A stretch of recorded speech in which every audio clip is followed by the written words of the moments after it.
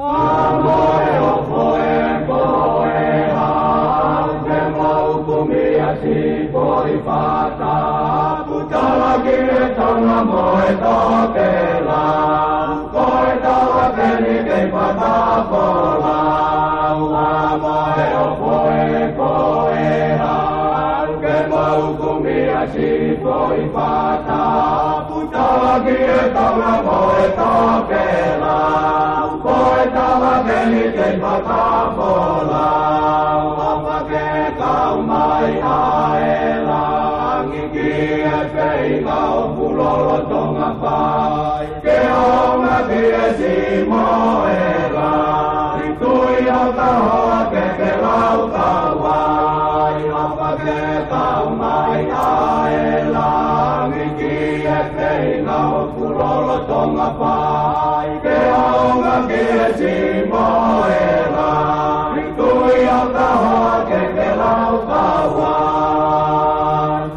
Ai tonga ke tonga toe, ke pia i he, aha toe, o kano kupolo ke tope, o puke ke maru ai tarite, ke maru ai lau, moi kutone, e maa koe, o maa e he, ke to o maru a ene pule, ke to o maru a ene pule. Ai tonga ke tonga toe, ke kia i he, aha koe, o kano kupolu ke tope, o puke ke mau ai tarite, ke maru ai lau, moi kutone, e maa koe, mo maa e he, ke to o mau a ene pule, ke to o mau a ene pule.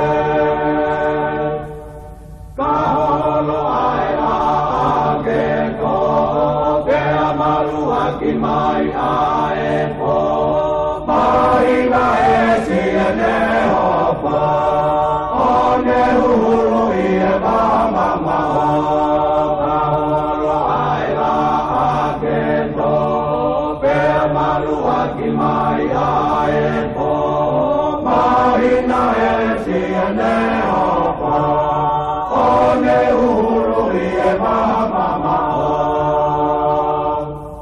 Ai tonga ke tua tue, ke pia i e, aha koe, o kano kupolu ke tupe, o puke ke mau ai tarite, ke maru ai lau, moi kutone, e maa koe, o maa e he, ke tu o mau a ene pule, ke tu o mau a ene pule. Ai tonga ke tua tue, ke pia i he, aha koe, o kano kupolu ke tupe, o puke ke mau ai tarite, ke maru ai lau, moi kutone, e maa koe, mo maa e he, ke tu o mau a ene pule, ke tu o mau a ene pule.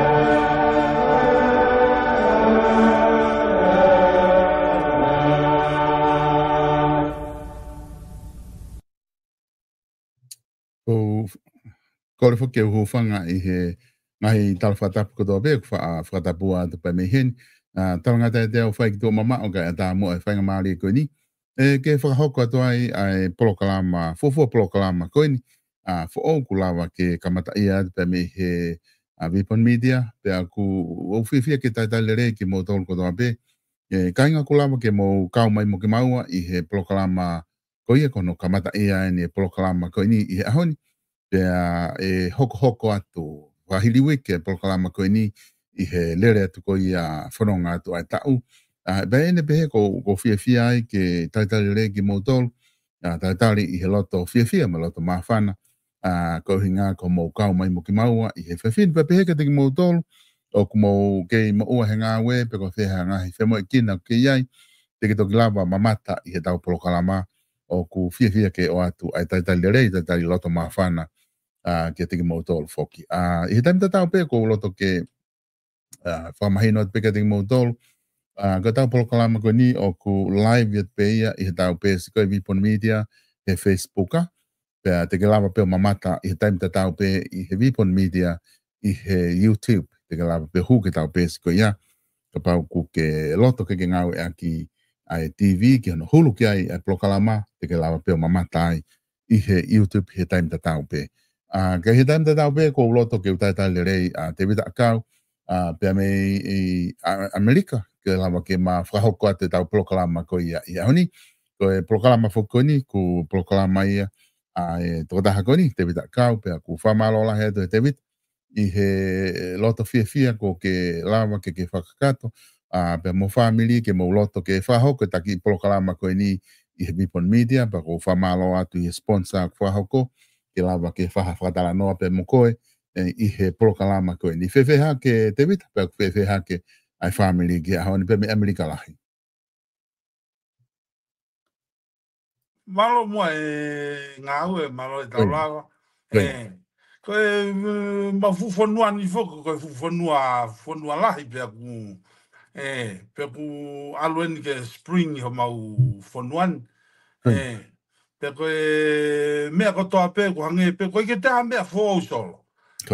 Koe tauwaki ai pe, tauhi whaamiri mo pe mo ngahi ngā ue whaka api, ngā ue whakapaanga, ngā ue mea kotoa.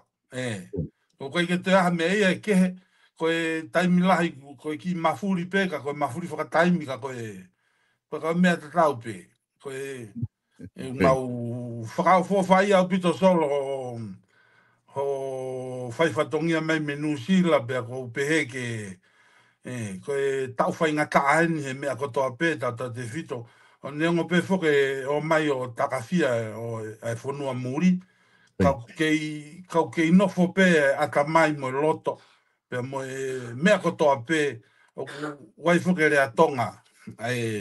Hou eik whawhine koe whaala whakatau ki mui ulu. Aia koe alu pe koe ai whekumi, alu mo kumi mo ui, mo hiki whanua, kai kei whakaosi pe ki motu. Koe ne alu koe motu a, tau te whito ke tau, alu e tau ke motu a, alu pe ke whakaosi pe, ofa pe ki motu pe, ki ho tau ki tupuanga, mo mea nā tau tupu mo ia, koe anga e tau tu whaunga mo ui. Kei whakaosi pe ki ai, koe mea koe solo e tui, o nofo pe toto. Nofo pe toto, a koe ne alupe ana koe whakaauto e manuki toku, nofo pe toto. Ai whoki ki tonga, whoki ki api. Kai malo ma solo, uko wawau e whaifatongia, whakaufua whai a maupe i he whaifatongia o ke whai, kaua he tangata ko nofo maupe o koe mau koe ki whainga maari ke wakai ki haki mea mau ha fia. Koe anu pe ke ngahi mea kou hoko ho tau motu pe kou whakaukau ai ke hu mai ki mea koe ni ke tapo tala nona. O koe whuka mea ia koe e moto i tonga koe whalala hia ko moui aonga.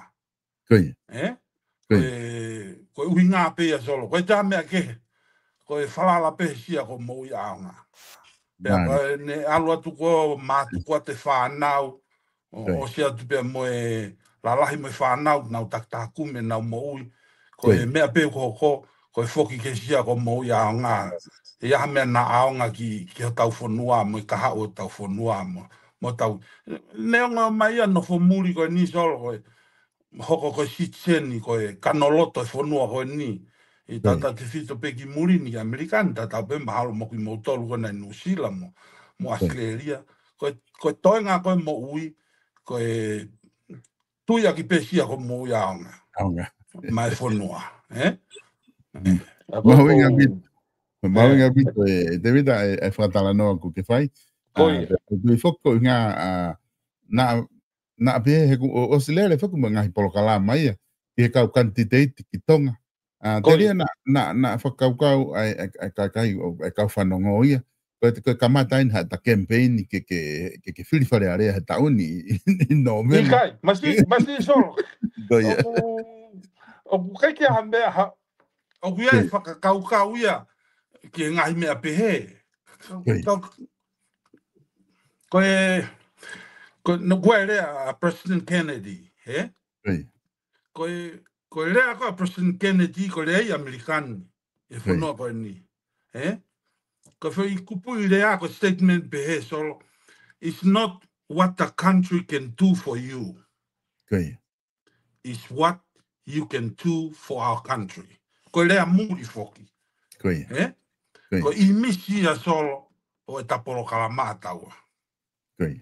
O kui kai koe mea e pure anga e whai ki a koe. Ko aonga koe mea tike lava whai e aonga ma e whonua. That's all about it.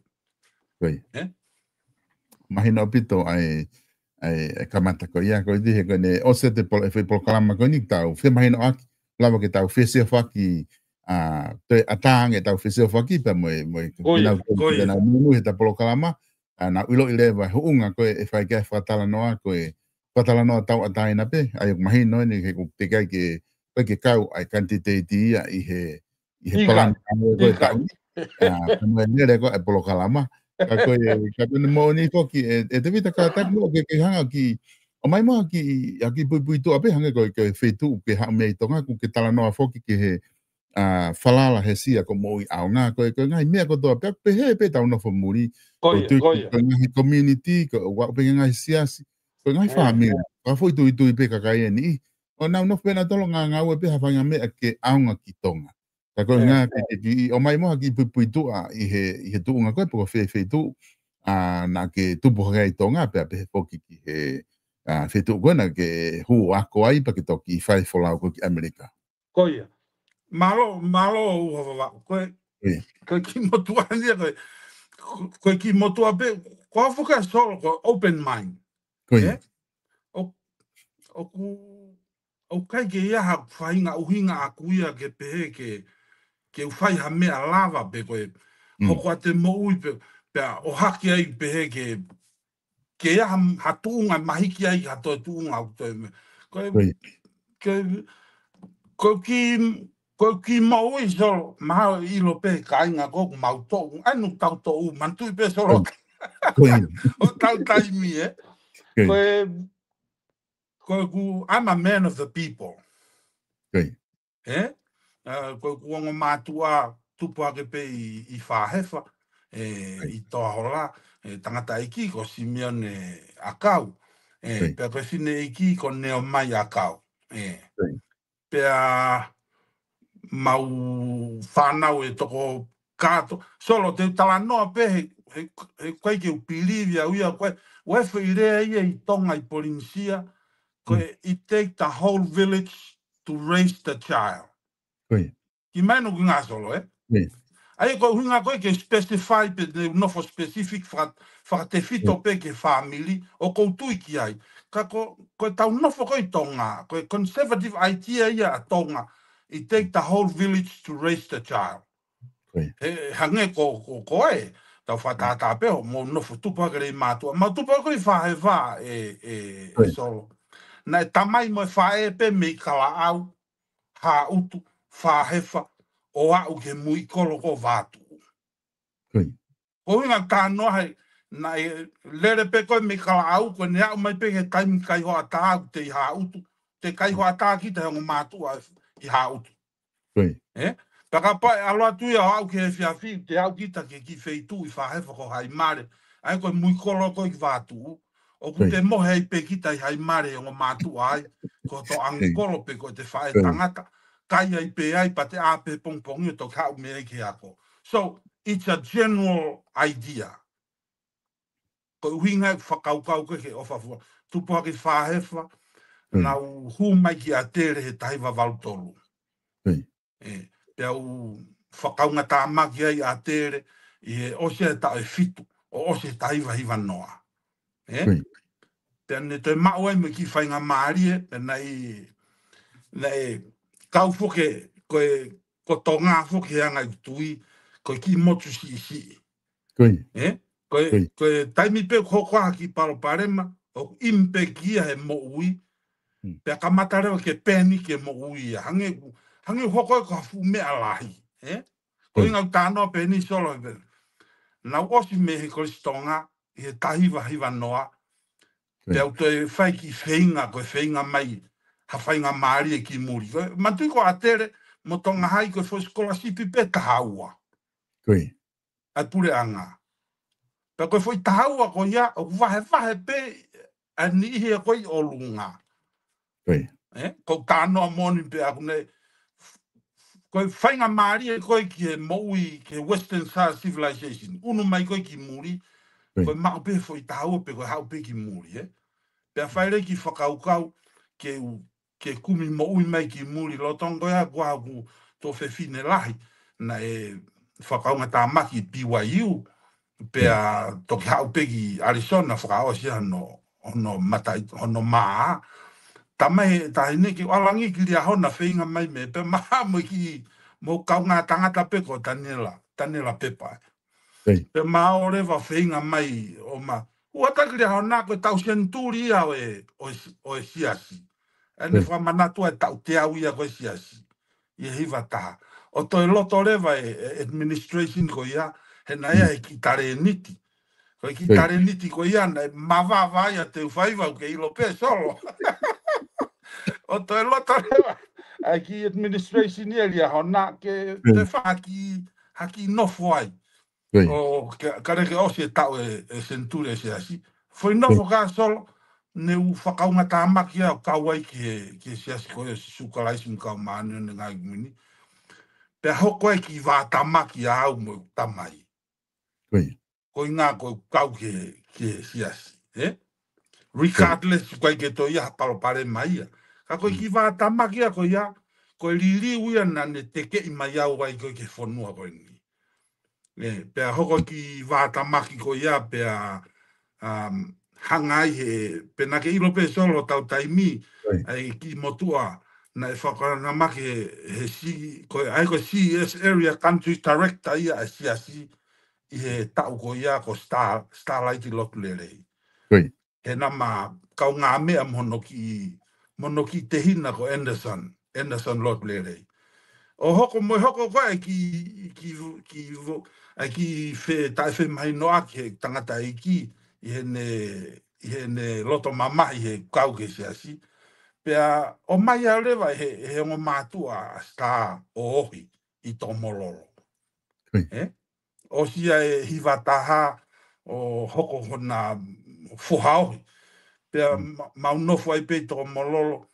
Pea ririwa e whakaukau, tamai rewa he motu e star. Ko e mea he hoko, kei toi whawhi ngā ko mai ki he ngahi a ke haka se asi. O se a ko ia, alu ia whai whekau, ai ki ngā ue whakalau maari e se asi si sukalaisi. Pea lava mai ai pe o mau whoki mai, o mau whehoko taki, toi whehoko taki pe mo kuongo mātua. Pea loto rei lewa e tangata eki, ke o mai a uia ki he o mātua koe ni o mau whao eki Amerikan. Pea mau, hiki mai ai pe solo ki Amerikan, o toki hoko ate ki whainga a ko henio, o mau eki whainga mare. Ka koe tū ngā ia solo, ka koe me koe poi ni solo, ko tonga. It take the whole village to raise the child. Kai ka whanua i mamanta tau motonga. Ko hopo pe au koe ki hala, koe ki hata hai whakao whai tonga solo. Ave koe he mātua. O au ke maheni mo tai whamili. Ko tānoa koe ki hengo mātua koe ni a star mo Pestina, mo Makaafi mo Tawa. Lotu le ngō mātua niua. Koe ia mau whamili tā solo. Koe ia toto ia. Koe whai a ki pe ia, ai whalala ke sia ko mou ia onga. Ka ko hinga ko appreciate ai solo a tonga, ko hinga o kai ke haka hai tonga whakaofa solo. Even pe te ke he pe te ke si whakaofa, pe te ke masiva. Somebody will take care of you. Pe ko taimi pe solo ke give back. Ke give back. Mone pito ai Maria pito ai whamatala ko ke whai. E ko ke hanga o mai ai makatuunga ke ta hauai ke ta polokalama pe mo e tala noa ke te ta whai he ku uhinga pe whoki hono e panga e ke ko ngā e ku kaulelei ai ngahi whamatala ko ni ke whai ke te mahino ange ai makatuunga ko ni o e whakatala noa te ta whai e he lele atu ko ni te vita. Kone tu ko ni foki na ki hanga o mai. Kone tu ko ni Amerikana. Ko tau ene fiha ho nofo i Amerikana. Ho hiki whanua atu me i tonga ki Amerikana wa o mai ki au. Ni ko tau ene fiha whakato. Na mau hiki mai ki he ni he taiwa hiwa ni ma. Me i tonga. Hau e konga whanau o mai sta e konga whanau. Ki mua. Pea toe au mo yongo mātua. Pea mai ki taine si ko sela, ko si mama o ata sela. Pea mo kuongo mātua ai whahefa, na i kei toi. O mai ni he, mau hiki mai koe ki Amerika ne hiva ni ma. Koe talu ni me ta hiva ni ma solo. O au mai ke tau, almost 30 years. Me a o tau tongofu. Koe fu tau lahi ia. Tau lahi au pito. Tau lahi ia te mama o me tonga. Ka ko hinga ka ku mahino ia I he kamata ko o whakatala noa. O mga hilea ko ni, ko kamata ko ni una ke o mai fu ilea tonga e ua. Ka ko nga mahino me ngahi I whamatala ko ke whai. Ko neo ngoi pa ko hae loa o tau te mawahe me tonga. Me ho tokolo, me he whaamiri, me he kakai, me whanua. O ku kaipe ke hane ki ngalo ana ia te mautolu ai hamu ofa koe mo kei whakakau pe e kono mo ni foki e te vita ku mahino koe nofo I muri ni mao pe mea kotoa pe ko te mao pe e ki ta ia hawhai ngā uhinga koe ke te alo ngā ua ke mao ku mao pe mea kotoa pe pe kulau pe mao pe mo fie maari e ka kona ku kei whai pe ai whakakau ia hange koe lea koe na ke o mai koe whalala he sia ko moui aunga koe nofo pe mo whakakau ha mea ke aunga pe ki tonga. Koe tunga koe I he polokalama koe he whiawhini. Aia koe, nake o mai fwke hingoa whakaukau o hingoa koe ta polokalama koe conservative common sense e whahingoa ake ta polokalama koe whakaukau ia e ke lahi nofo mei ai. Koe hae e makatuunga na nihanga o atu kia te koe ke hao I he ahoni ke ta kamata polokalama ko ni I he whatalanoa ko ni. Whaipene ko talanoa ko ni te talelelere ato alo atu ke o atu ke he whiriwhare area me aka koe hae ai whakaukau na uhinga I makatuunga I o kamata polokalama ko ni he ahoni. Koe malo bito uko wawa. Koe whanoko mai solo, Koe ke se mai ke ki tata koe ni solo. Ki tata kula, Koe mau nofo koe Amerikani, I muri ni. I am a Trump fan. Maka. Ai koe maka koe make America great again. O ko transfer pe foi mea tatau tonga e solo. Ki tonga. Aia, instead of make America great again, ko ku whakakau, maybe it's good to make Tonga great again. Akia ha mau hua ia te idea koe ni. Pe ko ha mea ku mau he nofo muri, ke make Tonga great again. Sai, kau tala noa rewa solo ke kau atu pe, kau ki hawa o kakala mai pe ki whakakau e conservative common sense. Ko Donald Trump, ko ne I misia e ne campaigni ko na ne riliu ake whonuan. Ko e taimini I he tunga wha politikare ko mau whonuan, o ku mau e Donald Trump ia mandate, I he malai whaka politikare, ke ne rule aki efu. He ko inga he na ne mau e majority o e voti, pia ne toi mau e ia, pia moe mea kotoa, ko popular vote, na pase ke Donald Trump ia me fitu miliona I he popular vote. O si kapa ne toi wini mo telekeiti. Ai ak mao Donald Trump ia mandate ke ne hanga o Make America Great Again. Sai, ko conservative common sense ko principle ia na ngau e ko Trump in the campaign. Kau whenga pe ki whamatala ia tu solo. Mahalo, pe ko hae ngā taanga o e ki whamatala te uwhai. Ka koe mea ia koutu ki ai, Ko conservative common sense, hanga e Donald Trump o mai e u principle whaka-republika. Ai koe maunofo koe ni solo peheni. Koe repati koe republika. Mai pati e demokalati. Koe demokalati, unau tui nau tolu, aia koe ne alu ko o au ke whātu ta left ke liberal ideas. Koe demokalati ia. Koe ne hoko mai koe ke liberal, ke whātu ta left ke demokalati. Koe ne hoko mai koe ako socialism or communism. Ai koe far end. Ai koe far to the left ia koe. Koe ne alu ana koe ke liberal ke demokalati. Koe alu ana ia ke, aia nau mako koe pehe, nau tui, nau tolu ia. O koe ke toi aonga ke ngāu ea ke whakakaukau motu a. O mai e mea fōu hange koe transgender, koe woke, aia koe poloka, nau platform, nau tolu koe wokeism. Koe hape whakakaukau fōu ia, nau whemena tuku, o mai ia. Pa kone, uno ana koe me socialist ki he communism, ko taimia whakatu tāmaki ai. Sai, ko Donald Trump, ko mau party ko ni Mecca party, o mau tui mau toluia, ki he u common core, conservative idea. Tau whatunga motua koe o e pureanga Amerika.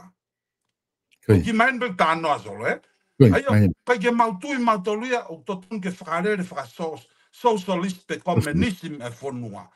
Tui mau toluia, o toton ke fokia whakarere aki ai u common value, common denominator idea koe, ai conservative idea, ai whonua. Ai a koe ngāue, koe capitalism, koe. Pea mau tolu, mau whātu ta right mau tolu. Ai koe ne alu koe whātu ta right, pea alu ai peia, o au ki he tuunga, koe ne ki pāsi leka pea nei whātu ta right, koe monarchy ia. Ai koe mau no foia. Whomever Donald Trump ia e solo, mai whakakaukau koe ni, Make America Great Again, o kai ke alu ia ke establishment whātu ta right, pe alu ke liberal, kai nofo peia i loto. O ne ngā aue a ke common sense idea, lava pe o mai e mea ngā aue a ke demokalati, pe lava o toi o atu mai mea ia ngā aue a ke republika, ke whirio ia ke whonua whakapolitikare, ke success, pe mau he kakai e prosperity, pe koe hola re rei, o e nofo whakapolitikare whonua koni. Ai o haure o Donald Trump nofo i loto pe aui ki mau tolua koe moderate. Ai koe mau moderate, o kuia he independent, o koe voti koe ia, o kuia he kuai me fukonga lahe demokalati, kuai me fukonga lahe republika, kai me ngā aue ake Trump, ai whai mea koe ni, ai ko pehe ke whahingoa ake taki kipolo kalama, koe conservative common sense. O mai ai whakakaukau le rei taha. O kai koe ideology a demokalati, pe koe ideology a republika, kai o mai e whakakaukau le lei taha, ke ave a, ke tiriva a ke prosperity ke kakai e whonua. Pea ko pehere wa solo koe, ai koe ki whamatala no pea, ke pehe ke tanga aue a ki koe conservative common sense. O ku mahari e whoki e tala noa koku ke whai, koe ngā heku, o ku mahino pe ia kou tui pea, o ku os mahino i pe he kakai e whonua, kakai konu kunau, panong he te tala noa. I he tau tala noa wha politika rea, guai wha ilaine, honga wha ilaine hanga tonu, me he mak he matau. Ai ko tala noa mai ai. Ai ko wha ilaine koe, me he mak he matau, ai o guai ai loto maari, ai le hema, ka moe turiki laine koe matau. Ko kongai, o ko maari e koe ai ho wha noa, ai o ke tala mai whoka turiki koe, koe whaha ia koe i he left, o ku alu ko au koe ke socialist, o koe democracy ai, Democratic Party ai, pa koe whahai koe ke matau, an koe republic. Whakapaita te unu ke ngata anga koe o fui lai ne alu ke far right, te au rewa kita ke pure monarchy, i e tala nofo politikare. Au rewa ke monarchy, whakapaita te unu me he ma ke far left, o ku te alu kita au ai ke communist, mo socialist, he? Aia ko fui konga e ua ko hanga o mai i ho whamatala. Ko inga ki he te tau whanonga atu koe ni, e ko tui pe e lahi o tala noa te ke tala noa he fui lai ne, me u whei tuu ko o tuu ho lai mea ka tau hanga mo o ki ri i mai ho mo lai ne ko mo Trump i Amerikana, e ta ki ri i mai ki tonga ki he tuu ko ni koe e tau tuu koe e tau politikari tonga. Koia. I te whakaukau, o ku ke whakaukau, na me wā ofi pe, e ne tuu ko ia mo tuu ko ni koe tala noa ki ai e teita. Solo, ta alu pe ko ka mari e fok solo ta la henga tui ke kau hanga pe solo pui ange pe mo me a ho e ki mo matanga fonua mo matanga pe a na ngari ku te hanga we sia ta fa i kai te watu pe solo tui ai solo ko ta no fo ko ni o kai ke tui au solo ke fa kiki ki mai no o kai ke ultui ko ku tui solo fonga ko ta mea kana tau tolu ko analyze fa politikale pe fa economica pe ku o kai ke ultui ke o mai o whakakikihi pe o mai o taulau pe tau kape pe ko tau akitaaki ufanga whakatapu ke whakakikihi ho mooni ko au ia solo mo tui ko aku ko ta mea fai kono sell. Kono marketi e ko aitia. Aia ko ngau e aki koe ke mobilize aki ho ki broadcast aitia koe o koutui koe ki ai. Pe koe whakakaukau o koutui ki ai. Koe me aia e vouta, e kakai solo. Ka pau whanonga mai ka inga tonga. Koe nau mea fai, koe vouti. Koe ku mea ako fai, ko hai ki me ia ko ilo fe ka waku me ko ku hanga pe ko selo atu ko aia tau pe ko foi le to tonu solo ko fakaari ari hanga pe ate ki market ko manio ke ko manio ke enga ia ko manio ke manio ke fisi fakaari ari pe ko me aia e tangata tonga mo fe fine tonga sai fakatau manio ke nga he ku kano ma opo angeia Aia ko whakakaukau ia solo. Kai ke tu iau solo ke tau kape mo tau akita mo tau akita aki. Pea ko tau te talato ai pe solo, Ko ta polo kalama. Ka pau iai hataha ia whakakaukau ke tā mai, pe ripati, pe koe whakakiki, pe koe ne tāki au. Me aia ana solo. Hei kai to iaha ta taime taua solo te talato ngā tonu pe. O kai ke to iaha. We have no time to go that strategy. O kai ke toa taime a koe solo mo ha taime ke ta toi alu tau he hala ko ia more taime a solo. Ai ko taime sai. Te talato rewa na ke whehui mai ke o mai ange whakakaukau whakamuri na lava ohi tonga. Ko kutui solo te talatu pe o ko ke tau ka ve i pe au solo. Ko tonga ke tau nofo mau pe constitutional monarchy. O ko ke tui pe au solo ko tonga ke tau ke pureanga whakatui pe whakakonistu tone. Ko no define ko constitutional monarchy. Very simple au pito solo. Ko hono o mai, ko constitutional, ko ne manga pe koe ke constitutional solo hu whanga whakatapu. Ko no tānaki mai, ko hanga he constitutional ia o mai hiki fu mai pe kakai, o tānaki mai ki he monaki. Ke tui. Pea ko pehe e au ia solo. I hanga e kutui, te nofo pe i he constitutional monarchy. Kua osi I lota democracy ia I he constitutional monarchy. He koe democracy, koe pure ai kakai.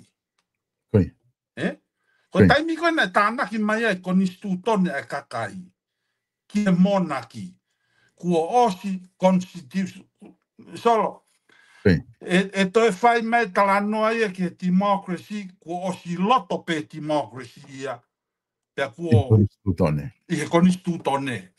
He koe konistu tone, koe lao ai kakai. Ianga ia koe utui. Aia ko busio koe ke whaunga koe Amerikani. Koe kono whakafoki ko tonga. Te whoki pia uia ki he tauwhatunga motu ai whonua. Ke o mai pe ai kakai o tāna. O koe ki laurea o si whatonga o ki polokarama. He laurea whekau aki moi move a piveni peko. Peko hai. Pehe ku riake te mokalati. Po riake te moka hauia ki he hau eiki. Pea moe tui. Koe movement ko iahe kutui ko a kusolo. Koe me e kui koe conservative common sense. Oh. Mani. Aia koe move a piveni. O kai ke pehe ia ko riake te mokalati. Pe ko hauia ke tui mo hau eiki. Koe movement ko ia koe me e koe koe conservative common sense. Aia o mai e common core, traditional common value ko tonga. Pe taui koe tau whatunga motua. Pe ko whehui rewa, koe hae tau whatunga motua. Aia ko define koe whoirea koe solo koe tau whatunga motua. Koe tui, mohono hou eiki, mohono kakai. O ku tānaki mai ia, ke mana tui solo i he kutui, ko whoirea koe democracy is a Western style civilization life. Ko taimi kona hu mai ai koe a Western style koe ki tonga. Civilization koe a wesite. Na e koe ako, koe ha. Na hangia ia koe pehe koe he vangi ia. O ki mai no kui ngā solo, Aia, o mai lewa u mea kātoko ia, o tala mai lewa me papalangi, ko he vanien, whaariari mai ako, which is a great thing. Whaariari mai ako, whaariari mai pure, ngai pure whakapapalangi. Ko ne o mai koe, mea koe a solo koe me muri, o ohi koe tonga. Pea tau kohu tau tau solo ko he vania. Mana tui solo koe kutui, koe mea kotoa pe ko hano consequences. Ita te tautari he vani, o whakatata aken solo. Koe kai maa, i tonga, ho tatai mi solo.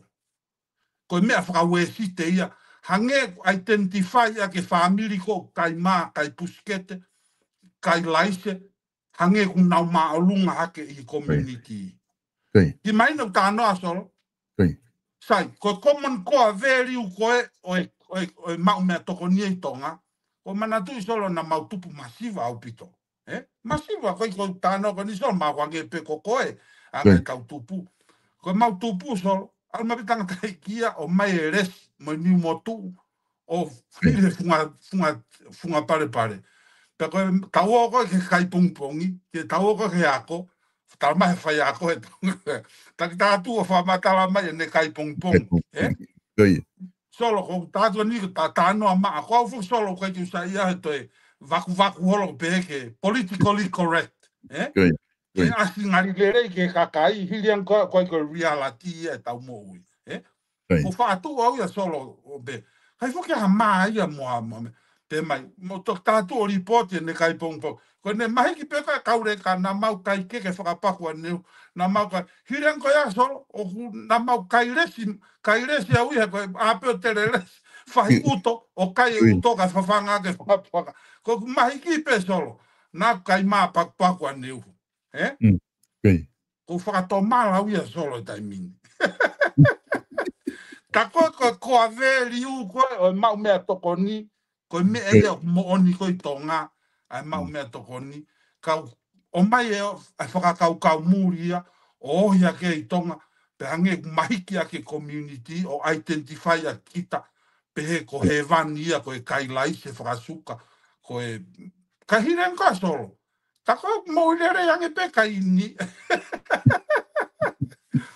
Ai ko kuhinga pehe solo, kuhinga pehe ki whakatalanoa koe ke kutui koe o toton ke whakafoki mai pe a tonga ia ai common core value pe koe traditional value tau whatunga motu a ke whakafoki mai aki ke whautaha ake kakai. He koe option whako kuua. I tako tau mau paanga, pe tau, pe more ho tau whonua, pe koe tau merino, mo tau ngau e whakataha, pe puke a fufula, a ho tau tonga mo tau whonua. Ko kuhinga in solo. O ke ilo i misi koe democracy, full democracy. Aia kau tui ke democracy solo. Kau kai ke tui ko tonga o toton ke full democratic. Ko tonga o toton ke constitutional monarchy. O kai ke tui au ke full democratic. Ake kuhinga koe ni solo. O ke ilo e democracy. E kutui a aku. Ko money rule everything. O ka where ngā ki mulini ko money talk. Ko tu maari ko a mulini a civilized wesite o ku kaunta polo e me paanga. Lahi ko paanga. O kai ko tu maari e tonga. Se ko tu maari e tonga ko tu iki ai solo. Ko nofo merino. Ko e makona. Ko e mau e mea feunga. Te aku fatu katoa tu maari e tonga solo. Me he fatunga motu a koe whanua aina e tohi koe kuinsalo te. Koe tauhi wahaa, koe matia ki koe mamahi i mea, moe whakaapa-apa, moe lototo. Koe whai kawei kou la, koe conservative common core ia koe oe tonga. Ianga koe kutui aku. Aia koe te ngoi pe koe ku lava e te kawenga, ko te ngoi pe ko makona ka inga ko te ngoi pe ko oku merino e tau nofo i e vaha o tau nofo ko ne tu mari e tonga solo o ku skai ko paanga ia solo he ko sioka ni na tau ngau e ki solo principle fa economica i tonga i e vaha e tui mono ho e ki mono kakai ai fainga trade partnership na ui koe para system. O mai no kunga so. Ai koe para system. Koe para system men. Tangata toutai koe solo. Tangata ngou e au. Pa koe ne utu koe ki maala. Whika ureka. Bei, lere mai. Lere mai ki he. Koe ki alo ave foi ufi koe ki ho toko. Ai ko toko ua koe solo. Alo ave ufi koe ki a solo. Pea talange ki ai kapati e foki mai mei tahi kuaha ki mataika. Pea ate ki kato ufi koe na ke mea kai maha ki mataika ke kikia ke mauhaka. Koe treitia na anofo aki koe tonga. Para system. Aia koe hanga tonu pe mea au solo ka koe. Ko koe ka au. Mai ho ki mataika. Ate foi manioki. Hufanga whakatapu. Sai. Hu mai rewa solo Western style civilization. Right? How de vaia koe Western style koe paanga. How pa koe paanga ia o nofo tavaha as a middleman.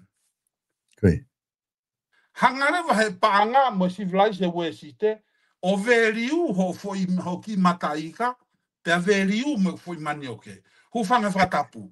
Pe koe mea rewa ho ko solo o peheni. Koe tauhi waha rewa na kai ke utoe tauhi aki au e waha I ho tavaha. Na u foi manioke au ki a middleman ki a paanga ki a solo. Solo ki a middleman ki a paanga ki a te vita. Nari. O mai no ko ngā solo? Seke hu mai koe democracy. Ke whatonga? Koe ne hu mai koe democracy ki o ki taka whatu tā maki. He ko hinga hau pehe rewa he paanga, ko au rewa ko rulu, ai mea ko toa pehe tano fo. Pea ku asilahi te tonga ai peko solo, ku asilahi ia, mau ai family, mau ai mea ko toa, mau ai e nofo. Ai ko kutui ko aku solo hange ko tano ko ke taki tamua, ke conservative common sense, whakafoki mai e u common denominator value ko e, o tau whatunga motu ai whanua he tau nofo. O toi whakafoki mai ki loto ke tau konistu tone, mo e tau nofo, ka tau fia. Foi mea pe tā solo ko tau ataina pe ke fia, pe tau ataina pe fia. Aku mahina pito pe ka fia pito ai whanau ki pamatana ko ke whai e David pa o tio o mahina pito e tala noa koni ku ke hanga whahoko. O patu mai ki whihu i koe ni koe ngā koe tōtaka koni kune whihu i mai a kune pakai mai he tau pes koe YouTube. Ai aku o ku tala mai e pakalani i he time ko ke tala noa ki he mahu inga koe koe o tau whatonga motua. Ka kune o mai e whakau koe ni, ka pau koe o uhinga ke tau pipiki pe he tau whatonga motua. Ai aku totonu ke tau kau tau ke ngau e ki pe fusi ake o tau ni mai wao mo ngau e ake ke onga ka o te tau ngau ake mesin kosi whakalakalaka ka tau whoki pe ke tau whatonga motua o hua o ki pe tau ni mai mo ngai mea behe ka ua te tau move tau tolu mo civilization. Malo abisa solo malo fe ui. Solo te tali maa atu pe au I'm not gonna be biased, Ko fe ui ko ni koe ke hane aonga na ia ke ta potala noa. Te wai maa pe solo. Koe o kai ke pe solo ko whakaikai ha fe ui. O kai ke whanga whakaikai ha fe ui. Pea o kai ke whanga tali. Te utalatu pe ko polo kalama solo ko ta polo kalama. Ko ne hao pe fe ui ia o kai ke uongo ia uia. E kai ke tokoni ia ki he polo kalama. Te utari atu pe solo, Na kai koa uhinga nia o ku pehe. Koe palau. O koe whatangai talatu koe ki mua. So? Koe u common value. O kai koe palau. Common value. Traditional value ko tonga. Ai o whao katoa ia i he whai ka vei koula ko talanoa ki aisolo. Koe whehui ko hau he palau mo e tātāki. Koe ke loepe koe ne tū ke foi mea koko tari ki ai pe ko haa ne uhinga ki ai. Ai ko pehe pe au solo o kai ke ufutu iau mantui ku tai loto solo. O tai loto. O mai e ripple idea o atu mo traditional value idea o whai aki e rerei taha ke tiriwa ake prosperity ki e kāinga whanua.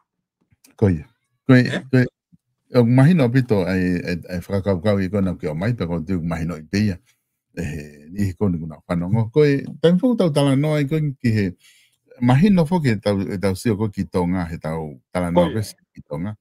Oku tau tala noa whoki tonga i he pure e mona ki mo hou e ki tau whatutunga tau no whomu e kakai. Nga ke os whahama te whoki o kai ki ke tui ko ia ki he demokalati kakato. Koia. Aku wai whakataime o ku whihi whoki e tala noa. Aia whoki he kos mahina pe whia David ako lo ke mea i pe ko ia. Ko tau pehepe ke demokalati kakato. Ka pako tala noa ko uhinga ke liri wa tonga ute tau toe tu i tau tolu ka tau demokalati kakato. Ane ko Amerika ke Republic ke vainga mea pehe. Aku os mahina nga tau ko foi o ku tau fi foki he tau konistutone ko ke whaata he tau konistutone te dole mea ko ia. Ke lava whahoko ai ngā ue ko ia tuku ke he kapa pinangala pe tu ia ke liri wa tonga ia te ia pe ke demokalati ha whainga liri une fia maa. Ka ko ni ho na ke fihi holo pe ko tamai ni hia ko na uhinga benadol ke ko fare area una tala noa ke ke demokalati kakato ai ko na uhinga benadol ke fili ko toa e kakai ai ka fo ngai fare area mo ho weki Ko te mokalat kakate ko tala noa ki ai ko ton before ke whapapau ke ton. Ka pako uhinga ke tui ki te mokalat kakate whanua pa ko tau te toi. Ku hilo pe malaha mai ta ofia he konistuto ne ko ke whaata me ko konistuto ne. Ka ko ko ye. Mai no. Famore more. Mausa ke fokiange o ke fokiange ke o socialist. Ai ko socialist ko principle ngau ko fa economica ngau ke te mokalati. Ko ye. Ko capitalism ko principle fa economica ngau ki ko republica. Pe ko constitutional monarchy. Eh? Kau tala noa solo ko no ke. Malope mau ke pe ani. Malope ma ko ma wen ko a aku solo. Ta ko me ia au pe ke tui mai ke tau a solo. Me ia fanongo pe tui ke ta fra matarape kai sai. Hu fanga fra tapu pe taponge pe mo pe mo me ai fonua. Pe mo ho ke fonanga tanga au ere mahino solo. Tala noa mahino pite ngai. Ko o mai e anga ko foi mea ko ni tau tano ke solo. E anga fe hono vahe o monu ia mai kakai e fonua. Ko fo i misi ia. Pa te whakatātāre wa ki e pulu. Ko socialist, ko pulu. Ai ko mawai hua kau. Ko big government. Ai ko big government. Ko socialism is big government. Ai ko demokrati. O kunau tui nau toluia. Ta pika ta government. Ta better it is. Ai ko lahi ange pure anga. Mau mo ui ange kakai. Me he i mise pure anga. Ko naka tano tanta tano ana ke treaty. Ko palo pare ma demokrati. O kunau o mai e middleman.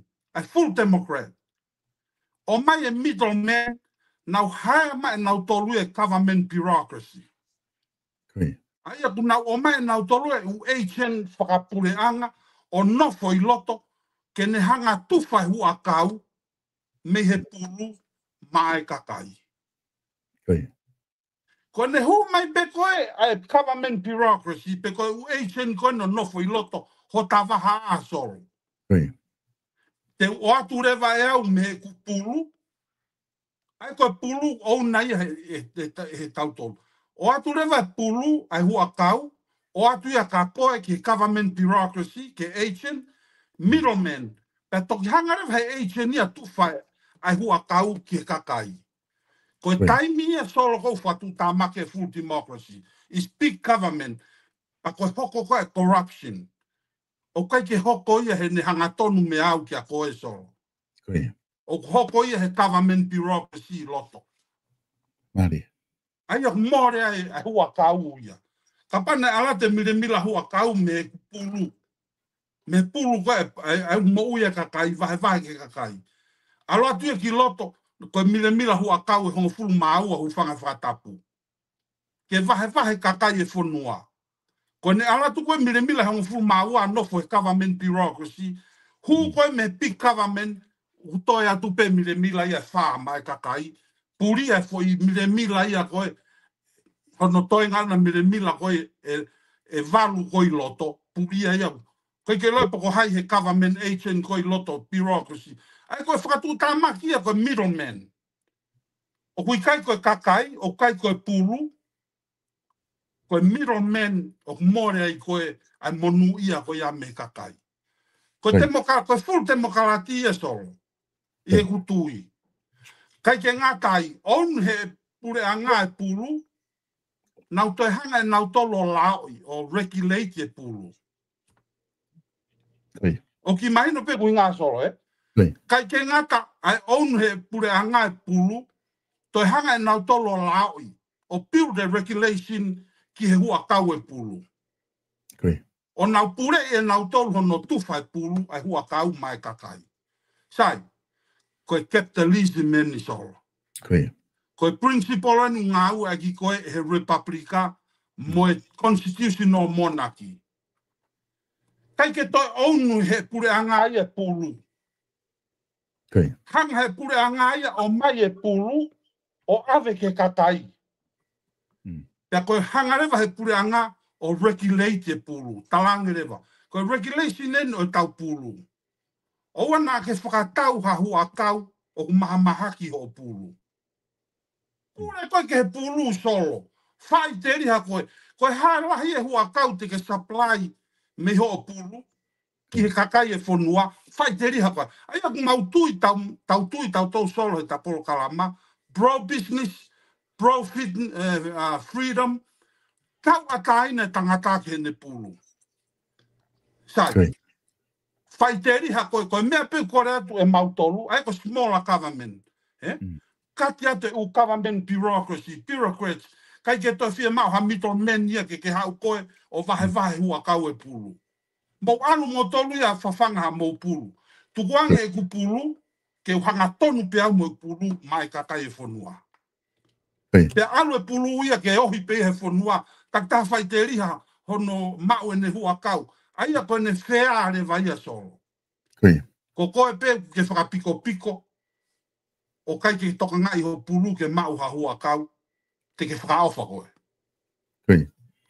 Ki mahino principal koko tānoa ke ai solo, Kau hanga rewa solo hai ke o hai ke monaki. Solo.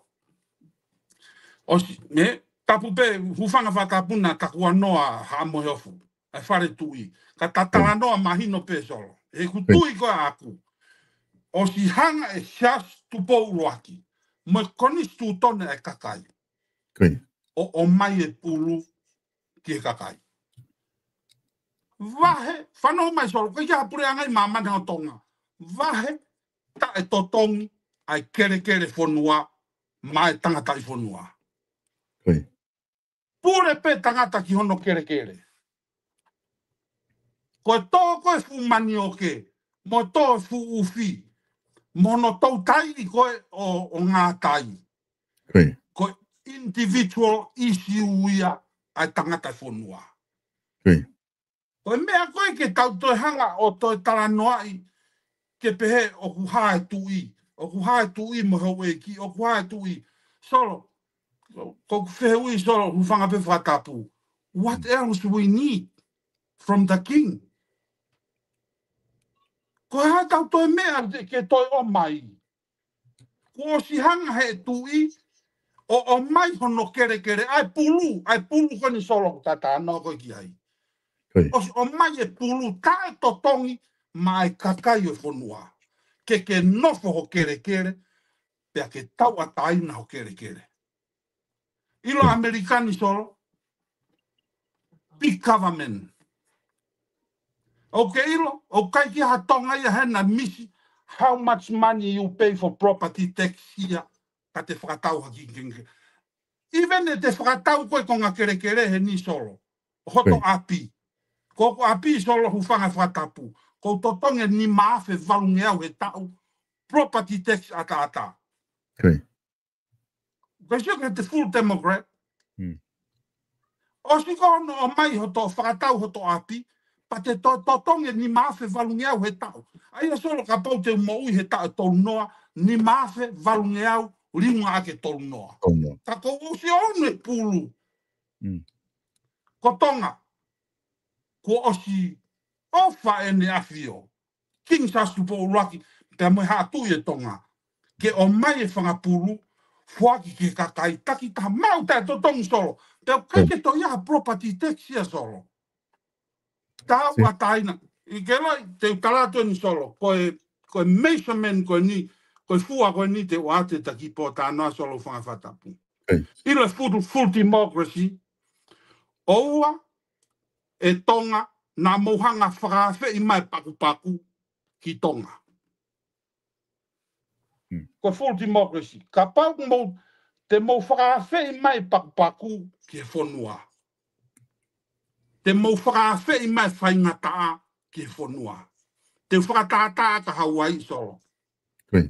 Whalolo ma solo, mahalo piu ke o si lava ki Hawaii Ko si ke loko na nofo i solo. Ranga te niti, he matatahi mo ve hala. Loko ko kakaya ni ko hui ko native people. Where are they right now? Na loto kakai ke ave a Hawaii ke te mokalati. Where are they? Majority of the people, they live by the beach he ki te niti. Ilo te atu koe ki tonga solo. Koe ki motua ko ana ke whaite, ka pao ke ki whaafu, alpe langa no ki whare hulu, hono kere kere. Ko isi u koe solo koe o e hangepe kou tata ne nai. O e kumi ho hua kau. Koe me aia a au. Ka kapau tike whakapiko piko, pata whoki pe tawa solo koe tala ia koe wholofola. Hu mai koe a tama, te mo iwi he ose mau whono. Talangi, mo sio ke fu manafa koe, koe konsekwensia mau whono. Talangi, ko he mea hoko, mo sio le, he kai lewe ke moto e kai mana.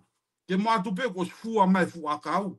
Ke mo atu pe ko si blele mai ki puaka aia, ko si moho hu whanga whakafu.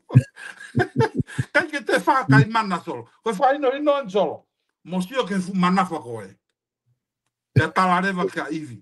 Te ke whanau ko he mamahi. Koe konsekwensia mau whono. Koe foi konsekwensi ko atama.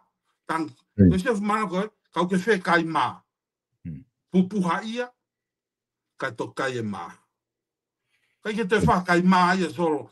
Koe tala koe a solo, wau mei ke ahon. Aia koe palo parema koe solo. Ka pa ea whehui whekau aki mea. Koe palo parema whakafoi tui pe ia. Koe mea koe ke chenuo. Whakawhetai ke Jehova solo. Ko si hanga e se astu po ulaki mono whare. O mai, ai pulu tai totongi, mai kakai whanua. Ko whehui aku solo koe, ki he foi system ko ia. Koe haa tato e fie, koe haa rewa tato e fie mau. Koe na ko o mai ho ta kere ke tanofo ai. Koe haa rewa tato e fie mau, tato e kiki hea tuai. I lo tau tui solo, tatu pe mo ene a fio mo king tu po wono. Pe whanongo mai pika. Koe tui, wha o whataha ia, koe tui masiva taha ia I mamani. Hena e whaua e malukawa hiva koe ni. Nā ne tuku hono langi, pia mohono masani, ko si ene ofa hi hono kakai. Hei te loia solo, ko tui au ki ai. I loa ka tui solo, koe tui wha o whataha ia, masiva ango taha ka rengi e tui I mamani, pia moe nau tū marie. Koe tui wha o whataha ia, koe rengi wha o whataha ia, ho tau tui mamani. O koe ki hane mea na mau. He koe, sio ke ahau koe na rura he mona ki solo e tau no foi tonga. Ko hea ka mea na e whai. Tu o ua he tau koe kātonga I nasi, mo kātonga polo polo. Koe ave ia ki whare lahi. Ilo ahon, ilo han solo, kuke toka ngai solo pe mai tui tau polo polo I sune, pe tau kātonga I nasi ti sema. Ikai, tau a kāina ko kere toho fu ufi. Paka pa e utu ho fu ufi. Paka alu whakatau he māketi ke mau aha se niti. O na ke te hako maha fu ufi. Ne toki osi atu solo e kātoanga o maafu. Koi. Na la wafe. Mahape na o mano e whangapuaka. Mo toko na ki. Mo koloa koe na ave ake pongi o maafu ke tui. I ke la sal tapange pe mo tui. Koe ke la pena e tau mawha e tui ha me puaka. I kātoanga pe kai. O ke la mea na hoko ke fukoloa ka solo. Sio ke whakaawha ho tau tui mo hau e ki solo. Ko ve hala. Koe uluia koe o hangata. Koe whatongia no pere ve hala. Ko hono vahe. Mea kātoa koe I he kātoanga maafu. Mai kakai whunua. Nē kei ha mea avi. Nea mākua ki pese te ua pe koe pese te tāna ave mai nea fio. Ka koe futonaki koe ia solo. Koe ne osi koe ai kātoanga me whanofo. Na e mātuko e kātoanga nofo ai e pure oto koe hangata. No pere ve hala mo ne kaunga aue. Na e vahe rewa e fukoloa me puaka. Mo se kei tu e solo. Ia tu I pehe. Vahe whafoki. Ave atu e inasi e o hangata tupu. ina si o ha pe toki tongi me ai e ha ulu ia ha ki ngai kakai e fonua e solo ko hinga ta noa solo o ui kai ko pehe kuia ko pehe ko tuaki ai tu e fonua pe mo constitutional monarchy ikai ko ku tuaki ai mea kon tata noa ke te ke loto ke pure he pure angaho ki pulu pe te ke loto ke taua taina ko ki pulu ke mo ui ai ma ko ki famata mo sol ma ngari lo ka ko loto pe ke famata la ke mahin so ko palo pare ma full democracy ko government bureaucracy big government he o mai leva he big government nia a agent ke ha no foi loto ke vahe monu ia mai ka kai fonua instead of how hanga ton was fucking me tu ia pulu o ma on ho kere pe wa ki konga kere solo i rei mātua ma si solo ai ke ta vahe ke maha ki pulu ke toa ki fukawa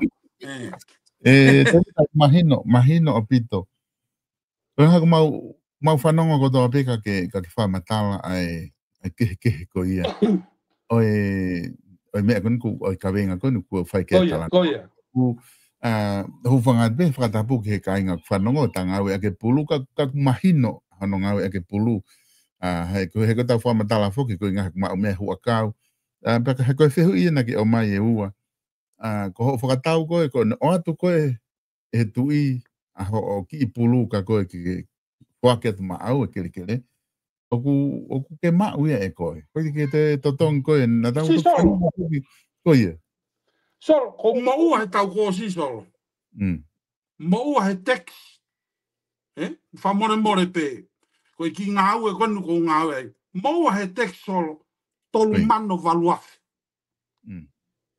toi tāna ki atu mo property tax solo o ku close e mo ua atu solo o ku close ia ke me ni mamano ke ono mano e tau. That's full democracy. Ko full demokratia solo. Even though ko pay off. O ko pay. Ka ke pay off ho api heni solo i full democratic. Ka ke pay off ho api Amerika. O kai ke uhinga ia solo te ke tai totongi ko ho property tax. Ai e foki koe whakatala noe na ke o mai. Ka koe ki pulu koe te whakatau osi i he ngahi whanua demokalati. O ku he kai pete tuku ai tānaki a koe tax, property tax, a koe tala noa ki ai. Kohona kehe ia ai pulu mei tonga mo pulu mei muri. Koe kehe ia solo. Koe whehu i whakeni o whehu i mau pehe kakai. I he taimi tau tala noa ai ki he ke tau ofeina koe e tau pureanga monarchy, constitutional monarchy. Koia. Pea mo whakahoa koe ki he democracy. Koe whehu i ani, o kume me kote ke ilo be ko ia ku whehu i he taimi kotoa be. Koia. Then ka pau o koe saiange ki pulutonga. E whoaki mai koe ama. Then why? O tau hiki mai ki murini o nofo he whanua demokalati. Ngu wha koe ta haini na ne hangea o pe mai. Come back ki tonga. Mo fok mai ki tonga ni ka pau o saianga tonga ni a monarchy. Constitutional monarchy. Ihe republic peko democracy. Ka whehu i whukia kuna o mai ba hoange ko me contradict ia e o me aka mahino e whamatala e koni whai. Te vita, solo. Koe geopolitical, geographic whakamaman lahi. Ko tā whenga peke tārea te whehui. Peko hame o mau whakamatala ato ai peka mau nofo muri. Ko Amerikani, o taitolo Amerikania ki he developed country. Develop. Ko hinga kānoa ki he developed country. Ko e talu e nia me he industrial revolution. Mono develop e Amerika nofo e superpower koe a mamani. Develop. Ko develop Amerika. Ai ko te tō mai pianda ki Amerikani solo. Ko si ai pe mea ia ke ne ngako i e te mo ui. Kono ke hen solo. Ke la tonga. Ko geopolitical ko tonga. o still underdeveloped solo. Koi. O ki mai no pe no ke Koi. develop mo underdeveloped. Ai o ke masiva fo noa ia solo. Pa he ke o atu a Amerikania o to I tonga solo. Koi. Kono vahe koe o underdeveloped solo. O ke masiva kakai ia. Ko masiva he ni solo. O kuno foi ai hala. Koi. Ila masiva I tonga. O kuno fo pia no api. Mahali la. O ki mahino no kuinga solo. Mahali e whamangala kupi pai. Pa hei kai. Solo te talatu pe neo. O ku tau. Mana tu tau ngau e ki pe solo e tau fai fatongia e takai. A honori ki tau tolu ki ngau e ke metaphor. He kai ke utua talatu solo. Koe ni ko wai kai ua. Kai ke sai e anga e tau nofo. E talai te fie mau pe te fie ha. Koe mau nofo I Amerikani solo. O ku mau tu maari. O ku mau tu maari solo. Tau whamare pe solo kai koa sangi tungua pe koha mea. Koe vahe koe solo, koe minimum wages koe ai tangata tonga nofo Amerika. O avarisi he ni mamano he tau. Ni mamano Amerika he tau. Aia kono estimate ko no toa tuwe ni mamano Amerika. Average. Wai kakaya ni make more than 200,000 a year. Kono toa tuwe a blue collar worker. Ai vahe koe a blue collar worker koe Amerika ni ki tonga. O kulaka katoa ia he vahe kau minista me whare area. A tangata ko ngau e whare kai ko I Amerika ni. Atu ene ni mamano o vete ia I tonga tahakiru tolu mano tonga he tau. Talamayang e solo pe ma well developed I kai. Ko fonua ko ni ta tau pe monu usila we are developed country. Ko Tonga is underdeveloped country. Pahekei ke tauhanga fua tau ai tu marie o Amerikani pe mo Tonga. Ko fua tau en solo, hange pe ko talatu. Ko masiva ko Amerikani. Kukeri ko he vehala, toko toi ho ki te niti. Ka pati ke lava mai ki ela ei. California, ngai fonu, siki California, ngai fonua, ngai state ko urani ko he te mokalati. Socialist. Ko masiva la taha guia ia. Ani ko na no fo he hala. Kele masiva ko he monarchy, constitutional monarchy. O kai ke ha masiva ia I tonga solo. Tui mai ka te au. O kai ke ha masiva I tonga. Uruaki he huai ho ki pulu. Ko masiva he ni o kai ke ha pulu au. Te ko taria ki ho fehui solo. Maino? Oi. Te veta ko ngaka ta taimi. Ko ilope ko. Ia solo. Ko ilope ko maulolo e takipotana. Ange fuko ta lau solo. Oi. Ka sai pe ko ngaka oku sai apito pe ia. Ko ngā he te ta hoko a te polokalama. Ke kai ngai mea ia ku ke whakaukai kakai te ke matala. I whamatala te tatoe. Te nau whehui me bina he programa hoko te tala pe taua ia lue mo nau tolu ko koloa pe ke tau whanonga me kakai ko ngai ni oku ko te mahalo ko taha ko toa pe tau nofo muri mo kakai pe kuna I tonga oku tau ofa pe tau dole he whanua tau ofa tau tui tau pore I he constitutional monarchy pe a koe e tokolahi kuna ui pe ke whakatemo kālateangi e ngahi ngai me ni ngai sistema ni ko nga ko se ai behanga ko tala noa kan ko fili fale area ko vote ko sistema fra demokratia ko separation of power o si ai be tonga ke ai kabineti be mo pa mau anga mo fale area o si ko sistema fra demokratia ko ngai ko loto ke tau sio ki ai ke time ke tau sio ki ai he ko wilo pe ke osfa do tali mai tala mai Oku hanga e he whanua te mokala ti o tex la lahi e kakai. Te aku tau tangi mo tau to e pe ka tau kei to tongi pe. Kai tam ta tau pe ia ko na tunga fa ekonomika ha ke tala mai fu na was develop na tol. O tu mari e ka kai ai pe la na text. Ko ku se on fo ki tonga eni o kai ke fai text ko ia. Ka pa te tau hiki mai ai sistemiko ia i muri o mai ai ki tonga. Tau pe heta tol o vale pe ko Republic ya tonga ia. Ko tau ki pulu ka ke tau te ki pulu ia tau tolu alu re waga pulu ia o wai me ina sia pule anga ai property tax he taimi ko ia ko kusi o ni de vita pe ko fe me ela e hala he tangi te tau fai me tonga he to he o nga ko fu ka pa ko o ku me hange ka vale ka kai he nau kamata ko pe mai ko si o ko sabea ka pa e hike tax o ke fa fu ke ta uni. Ko text ko na fai he tawalu fihana se nit pe walu noa. Ka tau whakafuafua ko hono mahu inga ki he wafe wani mahalo ko tau tuku hau tola walu ngea o iawe. Kai toki kamata ka kai he nau loto mamahi wai ki pe. Ka pau tau loto mamahi vangi text tola walu ngea ihe tau ko ngai ko text e tau ki pulu ka pau e hiki hake. Ka pau e hiki mai fe sistem me muri ka lava ke tau tu maari e.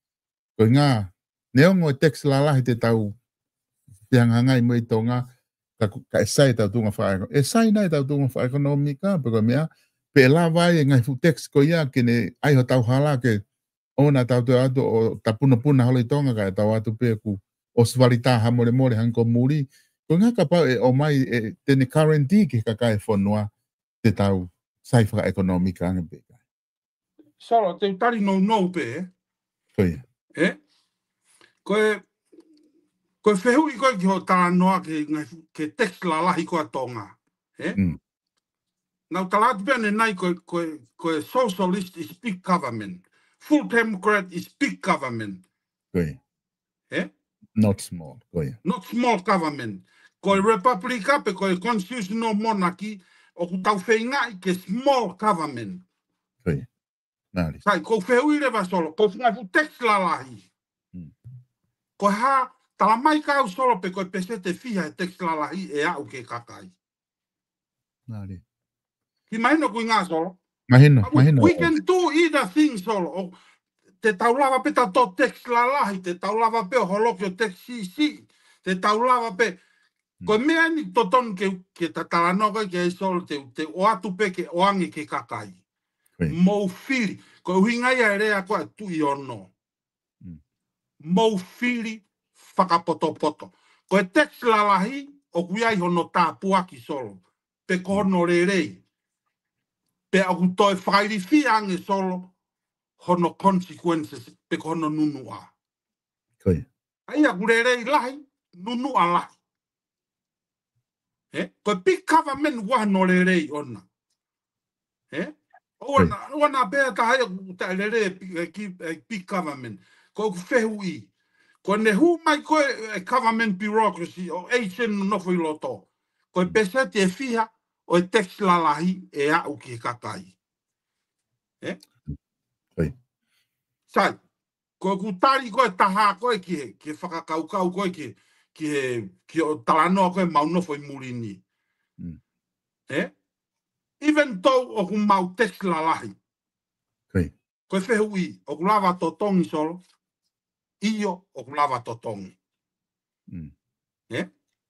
Koe te whatata pen solo, o koe kulupu heni taki e tangata tu maari koko Elon Musk. O mai e Trump koe tos. Koe te report atu pe solo. Te la mai ki aho pene te au tupo i pasena Trump. Koe ne au mai ki heni, o si me iau o uange au piriona, ai hu mai koa Elon Musk mo tos, o kati koe government bureaucracy. Seke fupanga koe na me iau, uange au piriona solo. Te whakakaukau e tos a Elon Musk, ke ne kati o au ki he te au, ki he taha trillion. Solo fiwa no lau e noa koe trillion. Ke ne kati trillion e taha, me he government spending. O kumahino kuinga, ai koe fu trillion koe ni solo, nai tonu ke inasi e kakaia. Ka ku ngoto ia I loto hufanga whakatapu I he government bureaucracy. Ai ko kuhinga ko ia, ko u fraud katoa ko ni futaha trillion solo. Fo ia hapene te au tupu huangeau bilion na Amerika, ngoto pe I loto puria pe ia me he big government ko ni tatanoa ki ai. Neonga e mau totong text lahi. Neonga e mau asi tu mari e. O kau kalatu ni solo. Ile fonua tu mari e. I he kutui ko aku. O kai ko fonua ko nofo e wharererei. O kui kai ko fonua he kuhanga he ngai futaua. Hanga he ka. Hanga he hange kune identify ko lerei eni. Kirangi ko ia mo ua fonua ia. Ilo ia tonga. Ka pau mo loto ke tu maria tonga. O a mo ua tonga. Ai ke lahi ange surplus I he deficit. Ila mea kone whai a kirisi. Hufanga whakatapu kau tāno ke tangata eiki. Ila mea kone whai a kirisi, na kati a kirisi e u bureaucracy. Bureaucrats lahi. Hana a kirisi o tāo whe sipoti. He ka pau na whai e sipoti. Mo ua whanau, u whakano a piveni ku. Whaseo pe whalava piveni ke u whakamore. Ke u whakamore. O ko ila tonga, e kai ke hoka tonga e ko whanua tu marie, o ka pau e lahi ange a deficits I surplus. Ko tonga, e toki tu marie tonga, o ka pau e lahi ange a mea, I he repa me ai anga mea, I he mea koe, o mo ua ke whanua. Ko tai mini mo ua whanua. Pe ua nā loi maha tahai o tu marie whanua. Ko ne mo ua peha whanua, o ku ne tofa e hala koe ke pengrapu. Aia ko ne pengrapu pe, ko more ia ho ki pulu solo, more ki pulu, pe more mo pulu ia ne afio hu whanga whatapu. Ko tau pengrapu pe, ko ne osia, hange ko whalave ko hiva ko a kāti. Leva malanga kai tau. Kai ke solo, o whape ko kariate ki whehui ko ia. Te vita ko tui mahalo ku maala ala pito ai whakatala noa ko ni kuki pai. Ko ngai ni ko maunga ia pito he whamatala noa ko ni kuki hanga whahoko. Koe masiva koe I muri. Tata hanko Amerika tau whadata. O ku te homeless ki tahe vehala. Pena ke o mai rewa ai whakatata ke ngahi hange ko Hawaii mo me. Koe masiva koe Tonga. O kai ki te homeless ki ta ia I Tonga. O ku te nopi ki tato api. Koe masiva pe ia mahalo koe kai ke lawa to Tonga te ki uila. Ko hinga foksolo. Ko hinga foksolo. Ai kai koe ke masiva. O kai ke honga masiva I Tonga. He kai ke lepe ko mauia ka whea te rena e kumala na e oangi. Na e mix na e ui ko Ateloa. Na e mix e Hawaii pe me Tonga mai. So, mai na pe tolu wha uto e kumala aia. O kai ke la ki konga kere e kai valu solo. Koe lai pere, mai na pe ta ko lau.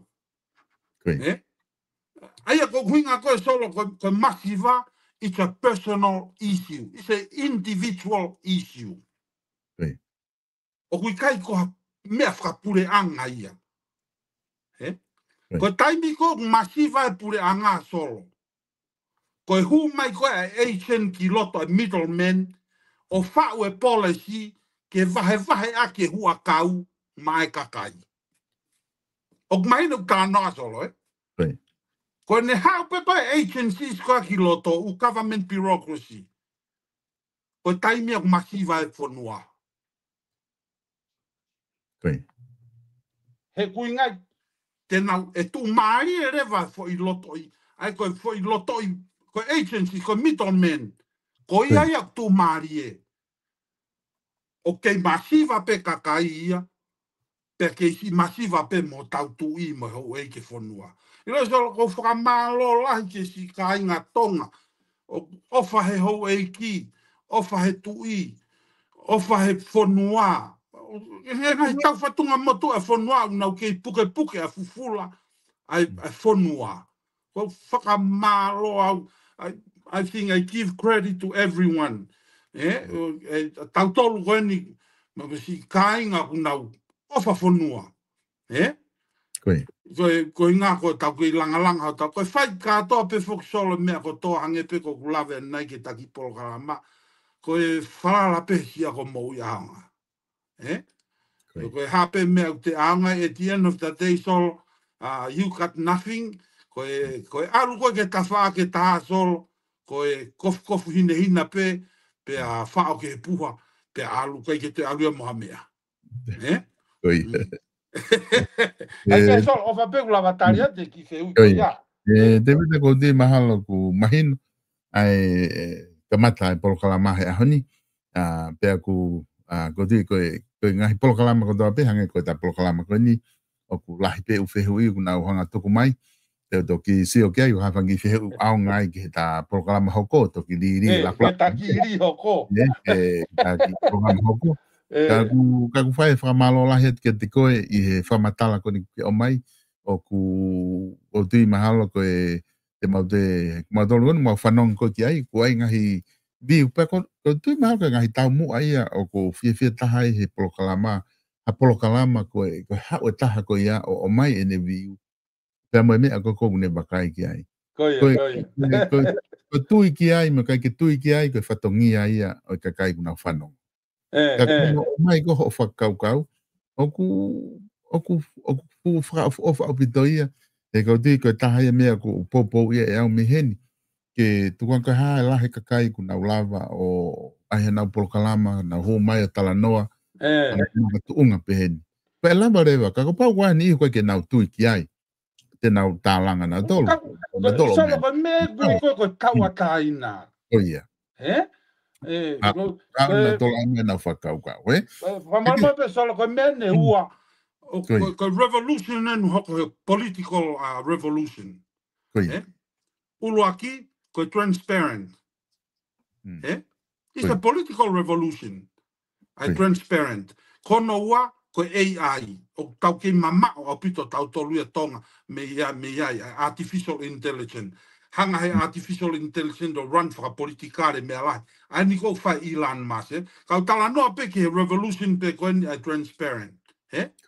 Solo, nai ane whe ha hopo mai ai tui, pe moi pare mia, pe moi hou e ke kakai, o tala noa, ne toko se te summit na usio i vai o polokalama, a summit a tonga, whe kaua ki pe moi economic growth ko e whanua, ai u diplomacy ko e, u economic diplomacy ko hae mea le rei ma e whanua.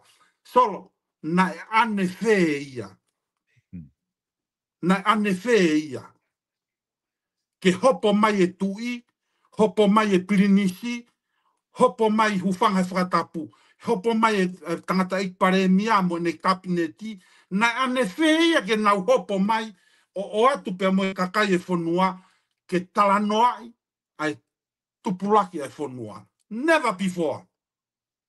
This is a revolution. Ko mea ko ni tawhai sol hange ko individual broadcast, is a political revolution for the world, Ko mea rere ia. Peke hau solo, hau mai mea kotoa. O mai a alatu au, talatu whakakau, hange a fusupo.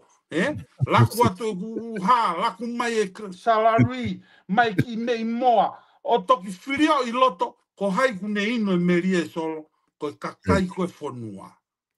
It's a political revolution, nei kai ki ha mea pehe, ke hopo mai e, aia koe mea e o tau tui ki ai, koe hau e whakakaukau koe ni ke tauala whakataka. O kawala, o hapai e whanua pe moererei ko toa pe, ke deliver prosperity mai kakai e whanua, inase e ko inase e auso.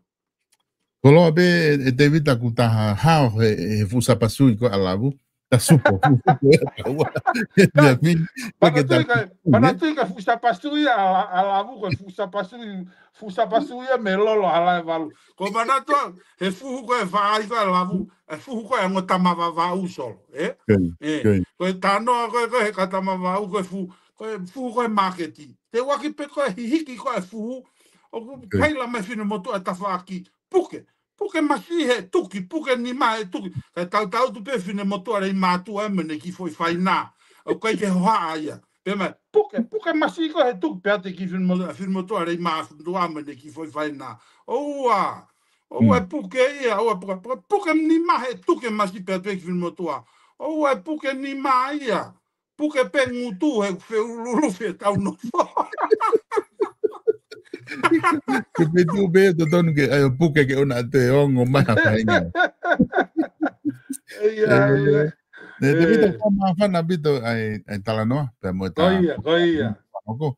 Te go tui mahalo ku mahino ai fatalanoa ke fai. Au te wa te pe fai ngamari ko ni na wa me ke loto ke wrap up ke ta programa hani pe pakakato aki kata toki mawa ta toki hoko atu he osa he hawi ke mehen. Oia, solo o fato o pito si malo o pito si o famore o taimika ke afe mai o tapo lave o ngepe ko kulave nai kai ke te haku hamea make he ku kei toi lahi pe taimia fa eta ki polo kalama ko e whakaha atu pe si ofa ke kakai e whanua hano katoa me te mo kalati wai whaku whaha i koe ni koe tū koe ni koe patoa koe ofa solo ke kakai ko toa pe e whanua malo si tau ngā ue kai ke te aha tahai solo ha ofa ho tau whanua ko tau tolu pe ko tonga pe ko wha malo pe kakai whanua malo kauala e whatongia e lotu ko e whatongia e whanua ko e whatongia whakawhamili mea kotoa ko tau oko katoa pe solo mauako i atere ko atere ko ia ha toka aterine tene ufi ai korisi ke hange ko siko tupou o ufi he toka aterine o wesili ana hange ko ki moutolu kona ne mo whakakaunga tāmaki ako e katolika o mai toka aterine katolika o ufi aki moutolu ko ria hona ko ngahi ako e siasi ko mautolu koni atere solo kufanga whatapu te ke sio pe koe toka aterine na ufi aki mautolu na kai kia maulotu solo ke pe ke lau hatoi tapu lau mai toi tapu whai mai tau lotu pe koe maulotu solo koe hua pe himi koe our Father who art in heaven pongi mo e hiaf kotoa pe koe lotu pe a koe korisi pe ufi aki mautolu ya solo ai moto whakatalu koe tonga mātonga i ono aho kai mate mātonga he ahoni. Pea whakakofu aki mautolu e lanu e fuka e whanua, koe mautoka te rine pe ia solo. Kufanga whakatapu. Pea talamoka apui na ngari ku whakatau tau aki ngā ue, pe koa tau aki tangata, pe koa santungua, pe koa talai hanga mai. Koe moto whakatalu ia, lai tōkaki kia mautolu koe ni korisi. Koe lotu, koe our Father who art in heaven. Koe mausia te wholau. Koe moui aunga, koe mate mai whanua. Mate mātonga. Pea ko o whaat solo, o whaat au pito ki e kakai e whanua, o whaat ki e tau kau whanongo ka pau. Ia, tau kau whanongo, o whaat ki o sino solo malo o pito uho wawau. Whai whatongia me mehena pea kou. A manaki pe hoko e taki sanga e ahoni. Mea nā ngari aonga ke kakai mo e tau whinga au whai. Kai ke sora malo o pito ko o whaat ke koe. Malo pito te vita ma o e whainga maari ahoni ke kamata aki ai ta porokala mahe ahoni. Pea ku whamalo lahi ati ke te koe pea mo e whakatala noa mahu inga koe ia ku ke lava o mai. Ni he conservative common sense o ku lava ke tau tala noa mamai i ahoni pea mo e kakai ko ia kuna mui mahe polokalama ni ko wakai puna o tōlahi kuna mamata mahe ta polokalama ku whamalo ati te mo tolu kainga mo lava ke mo ilotoni mo ki maua mo tolu mo wakai me pe mei tua ki he polokalama ko ni mawhahoko whawhi atu ki mo tolu i he taimi tatau pe te mangau e aki taimi ko ni tuke he kato ki a whainga ma ha taimi pe he te vita ke maliriu ki ai e aonga pe taimi ko ni te mangau e atu akia he osi he wike kahau ko wike hoko mai pahiri wike te mate foki mai ai conservative common sense o hoko te proklama mo te vita kau mo mea tau ki whelongo aki i taimi ka hoko mai. Malo so lo fa tu Malo te vita.